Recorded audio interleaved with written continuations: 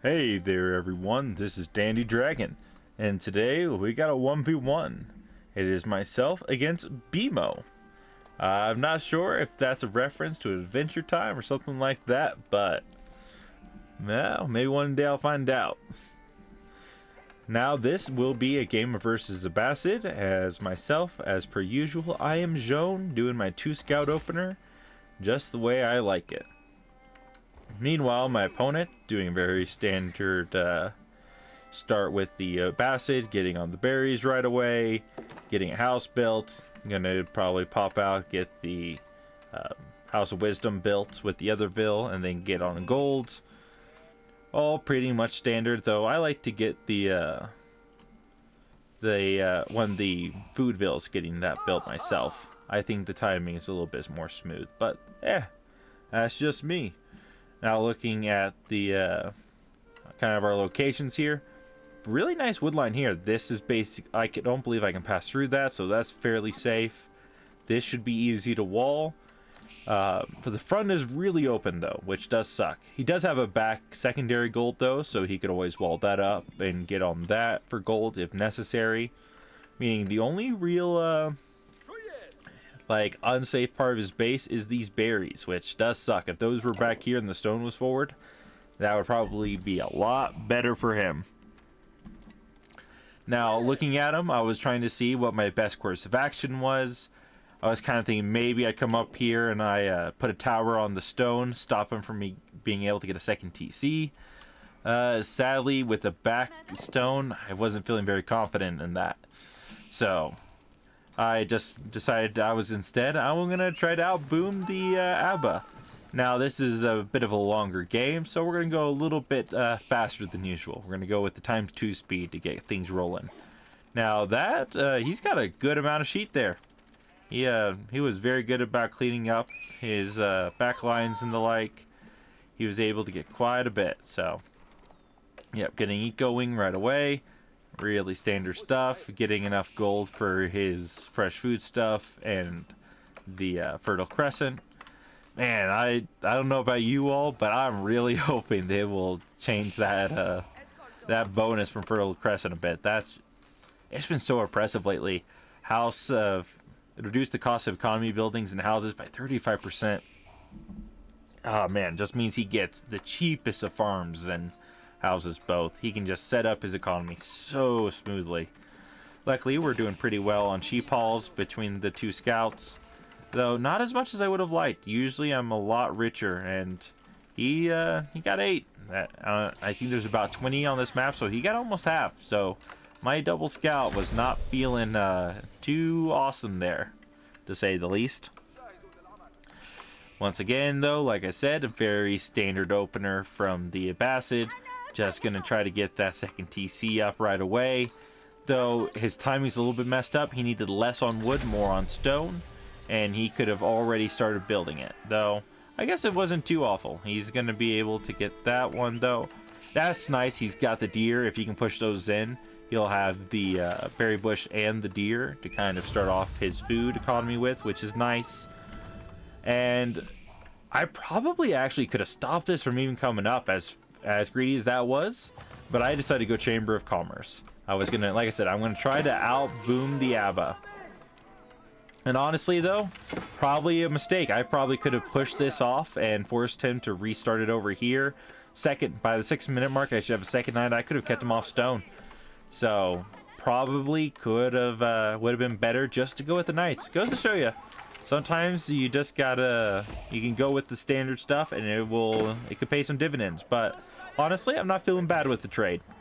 Now 19 is kind of useless, not so great, but we do have a new market up, and that's going to be giving us 72. 72 that's good trade. In a 1v1 scenario, that's about as good as you can hope for. At least personal opinion.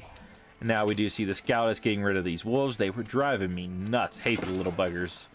Basically all they're good for now is just kind of poking damage at traders, especially with the changes to roost. Now over here we are using Jeanne to do a little bit of poking, trying to get the vills where we can. And not too bad. 2 vills from the beginning. He does go triple TC. Now, once again, if I'm going all in, by this point, I could have a ram coming out. And if I get the second TC down, that would be nothing to scoff at. It'd be really nice to have that removed. Just to have that additional kind of pressure. Though, right now, I'm not feeling bad with my trade. I got the double market coming up there. So, we got the free traders from the Chamber of Commerce. Plus, we got the double market. So, we're getting good trade. You can see our numbers of economy is not that much less than our opponent. Though, he's able to maintain his a lot better due to the inherent fact that his vills are way cheaper. Though we are able to push back his military here. He does come out with some horsemen and some camels. Kind of poking, trying to take out Jeanne. But our Night Mass is doing alright. Now, this is something I missed when I was looking to mess with my stuff over here. I didn't see that he sent these horsemen and camel archers down. And it looks like he's going to be able to kind of get over on my eco a little bit if he so desires. Now, luckily, we are able to kind of hit his economy a little bit. We're keeping some pressure on his military. But you can see now I'm starting to lose some traders, which is not what I want. We need to get those guys out of there. They are super expensive. I can't afford to lose very many of them. At 60 wood, 60 gold. If we go over here, you can see that. That's not something I can afford to be losing. So, definitely not good on my end. But we are keeping up some pressure on our opponent. And thus, we are able to kind of equalize our loss there. But still, 240 resources kind of just wasted there. Though we are switching out the trade, so we're going the other way. And we set some spears here to kind of trap them, but they don't exactly go towards them, which kind of makes me sad. I was kind of hoping we'd catch them out. Now we can see these knights are kind of just looking for whatever we can get. And then I realized they were coming up here. I was kind of hoping to get the sandwich on his horsemen. Because if we could catch out that much military this early, that would allow us to dive him a little bit more and just keep up the pressure. Because right now we're looking for something. Like right now, if this military came up here, cut off these vills, 11 vills could make a huge difference at this amount. Him at 50 eco and me at 60, yeah, that's way better for me. But sadly, we don't get that aggressive with that. We're really trying to push this middle. And I don't need to. I really should take advantage of my mobility and just get up here, hit these. And these spears could easily handle that, or maybe not win it, but they could definitely trade up into it. Though I'm not liking the camel archers. The camel archers definitely putting in some good work there. Though we are going to make sure we're not wasting our knights. We're going to let the spears soak up a bit of the damage first. But luckily, we are able to get the Jeanne 8 or tier up, or whatever that's called, to get the free men-at-arms. And those free men-at-arms basically clutch that fight. Without them, we would not have been able to win that. And it just goes to show you, when you're fighting with that debuff to your military from camels, that sucks. That is not what you want to be dealing with. Where is the tool? Do they have a tooltip on that? Let me see. Camel Rider. Bonus damage to cavalry, high mobility, yep, they're right there. Causes his enemy cavalry to deal less damage. I'm not sure by what amount, but it does. That is how it works. Now we are going to kind of just get what we could get there, which was like a horseman or two in a stable, and we're going to pull back. Now with the men-at-arms mixed in there, with the Jeanne healing, despite the fact that he has a slight military number advantage, we do have a military advantage overall. And luckily at this point, we see the military coming over, and we're able to kind of, I believe we reroute here. Or do we not do that quite yet? Either way, we are going to push up into our opponent and try to catch out those vills, and just, or at least the military, one of the two. Though he does pull back to the TCs, which rather not fight under that much garrison. So, it is what it is. Yep, we do see the military there. And luckily, our opponent, that was lucky. If he has stumbled upon a train of traders like that, that would have been detrimental to my economy at this stage of the game. And I really can't afford that. So he's going to pull back now to deal with this fight over here. and that's good for me. We want him fighting us, not our trade. Trade is way more important. Now he kind of takes this fight, I think, in a sense, a little bit prematurely. Once again, good for us. And now here, probably should have kept the knights fighting. We would have won this fight a little bit faster. Though maybe we would have just lost the knights, and it's better to lose the archers. Not sure what would have been the correct choice, but we basically trade almost evenly there. We can kind of see our economies are the same. I have a little bit more military than he does, but he's got camels, and this really sucks. At this point, with the economy that I have the in the economy he has, military I have, the military he has. I either need to just outmass him right here and now and try to go in for a kill, or I need to just kind of age up and try to get a slightly more elite army, which honestly, oh yeah, there's my trade. Luckily that trader got out before he could do anything, before he could get stuck in there, and once again another trader saved. We are going to reroute our trade to this market. I don't know why they're going up here. They should go straight across. So Relic, please work on your pathing there, guys. Pathing is just ruining me lately. Now at this point, as much as his army is just spearman, camel archer, I should probably just be on spear archer. I don't really need the knights. The knights aren't they're not winning anything, just need more spears. Now this was smart by my opponents. He is going to send the spearmen in first to deal with the knights, and then he's going to flank me with horsemen, whereas I should have probably sent in my spearmen first, or the archers in. But sadly for me, he just has a really good comp to beat mine, and suddenly my army, despite being as big as his, if not slightly bigger, and having the rams destroying infrastructure, I lose that outright.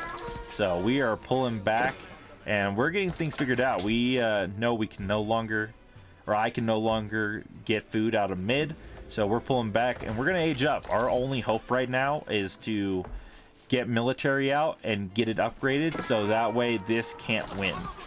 And right now he just needs to kill me. He needs to just push in, run through my base, get camel archers down here, get his army fighting mine, killing my infrastructure. And right now all he's doing is killing my infrastructure, and I'm fine to let that happen, honestly. I got my upgrade there on that one. Need to get the spearman upgrade, and luckily he stops attacking that one, and I'm not going to lose that upgrade. I need to get those spears upgraded to kill his cavalry and to beat his spearmen. And honestly, I don't know why he retreats here. That would have been the game, like the kind of the push to end it all. But now I have my veteran spears, I have veteran archers, I have veteran royal knights, and despite his military advantage in numbers, the pure efficiency of my military will kind of clean this up. Though he will knock out basically all my knights, but when it's my archers versus his, and mine are castle archers, I will win that fight. And especially with the tier 4 Jeanne, we're going to be able to clean that up very nicely. Suddenly we have the military advantage, but we are both castle. Though that military advantage is getting kind of wrecked right away. Though we are going to just continue getting the eco up. He does try to wall in my trade in multiple locations, and we are able to clean that out though. That, if he had gotten that through, that would have been really annoying. It would have taken me a lot of time to get that those walls removed, or long enough to slow down my trade. And right now we can't afford that.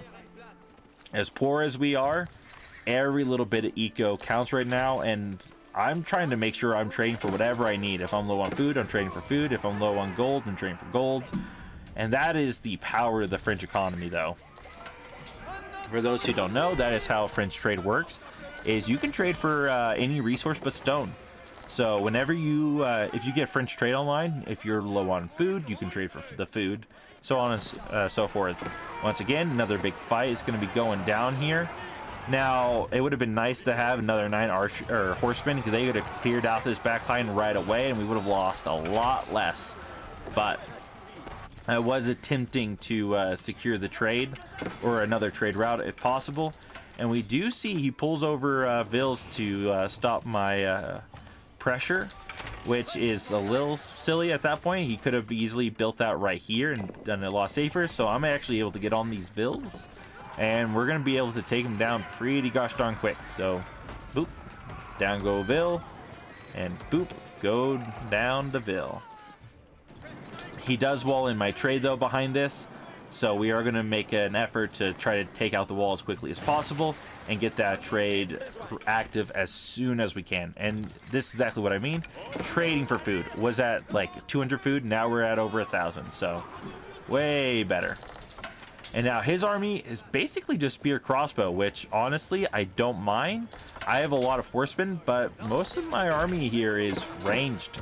You can kind of see we got 28 archers, 21 spears, 7 crossbows, and he's just mostly spear crossbow. So his counter knight comp is a little pointless here. We do see he's running into the base now, so my main goal is to not let him kill that eco. That's about 1/4 of my eco right there, so if he catches that out, that's bad for me. So we just need to hide it up away from his, keep whatever eco we can alive, because we don't, once again, I can't really afford to lose anything. I don't have the spare food and wood that he does. So there, we're just going to, yeah, we're going to be able to kind of hide our eco away and clear out that army. And like I said, his comp really doesn't beat ours, as spear archer is going to beat spear crossbow, and the fact that archers will beat spears. And if spear v spear, it's going to be about the same. So that went very well for us. A lot of unit kills there for the old dandy. And we're going to remass. And at this point, though, we're going to Jeanne's champions. He's making a lot of spears. And Jeanne's champions have that bonus damage versus spears. My archers will be crossbows. And Jeanne's champions can also fight things like horsemen and basically anything but knights very efficiently. So, well, knights and crossbows. So kind of looking at it, his comp really doesn't do anything against mine. Once again, though, he is aiming to head down to our base, and he's just gonna walk right past. Don't know what he was doing there. He's once again just kind of walking in, immediately seeing this. I'm like, oh, gotta get those Vils out there. We're gonna build the gate and get out of there.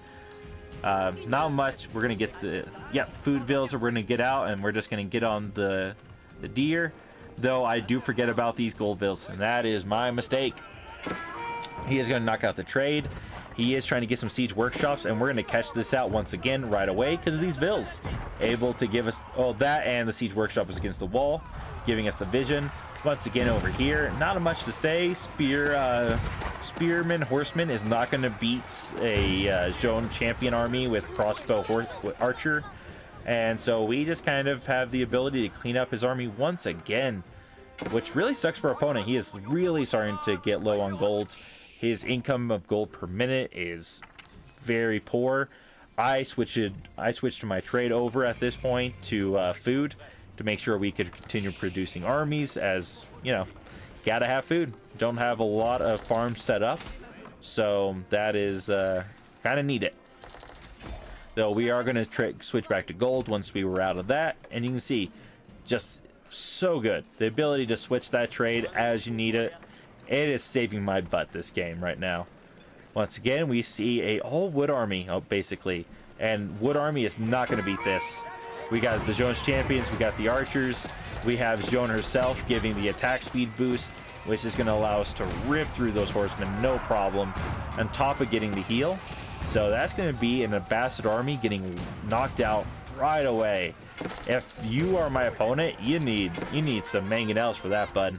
These Rams pushes aren't really doing anything. That's almost a waste of wood. That's a lot of wood being invested in that. If we go to the build, you can see how much they cost at 300. So that's 900 wood, plus the Rams are 200 apiece. So 900 plus 800, that's 1,700 wood.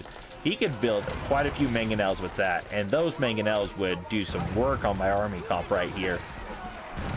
And it's not like he doesn't have the gold for it either. And honestly, he should start making some gold units. Like, if he massed out like 30 knights, he could do some work on this comp that I have going right now, but he seems to be all in on the archers. He's going to get the arrow upgrade, making those archers even better. And now, though, he doesn't have a lot that can kill my knights.